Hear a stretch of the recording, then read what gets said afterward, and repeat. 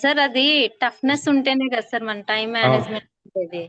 అవును. ఇప్పుడు సింపుల్ గా ఉన్నవి ఎవరన్నా చేస్తారు. ఇప్పుడు నేను మీ పేపర్స్ లెందీ పేపర్స్ నేను చేయడం వల్లే నేను నాకు తెలిసినంత వరకు నేను పేపర్ కంప్లీట్ గా చూడగలిగాను గ్రూప్ 2.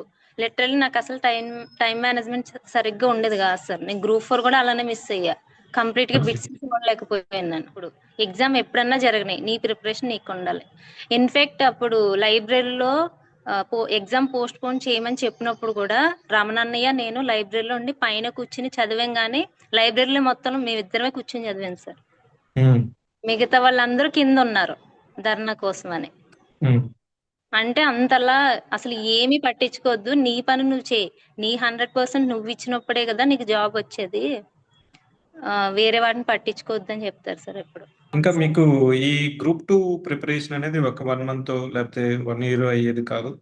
జనరల్ గా నోటిఫికేషన్ లేనప్పుడు బేసిక్ క్వశ్చన్ అడిగేది ఏంటంటే, సార్ నోటిఫికేషన్ ఎప్పుడు వస్తుంది, నోటిఫికేషన్ వచ్చిన తర్వాత పోస్టులు తక్కువ ఉన్నాయి, లేదు మళ్ళీ పోస్టులని ప్రాపర్ బ్రేకప్ వచ్చిన తర్వాత ఫిలిమ్స్, మెయిన్స్, ఇంటర్వ్యూ, ఇట్లా ఈ ప్రొసీజర్ అనేది takes consume it almost average గా 1 ఇయర్ నుంచి 1.5 ఇయర్ తెలుసు పడుతుంది.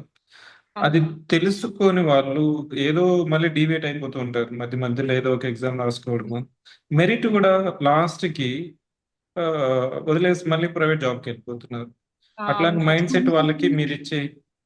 కన్సిస్టెన్సీ చాలా ఇంపార్టెంట్ సార్ అసలు. ఎస్. కొంతమంది ఏంటంటే నోటిఫికేషన్ వచ్చినప్పుడే ప్రిపేర్ అయితా అంటారు. అవును. అది అంత తక్కువ టైంలో అంత సిలబస్ ఎలా చదవగలుగుతాం సార్. కన్సిస్టెన్సీ ఇంకొకటి ఏమంటే ఇక్కడికి వస్తారు ప్రిపేర్ అవ్వడానికి.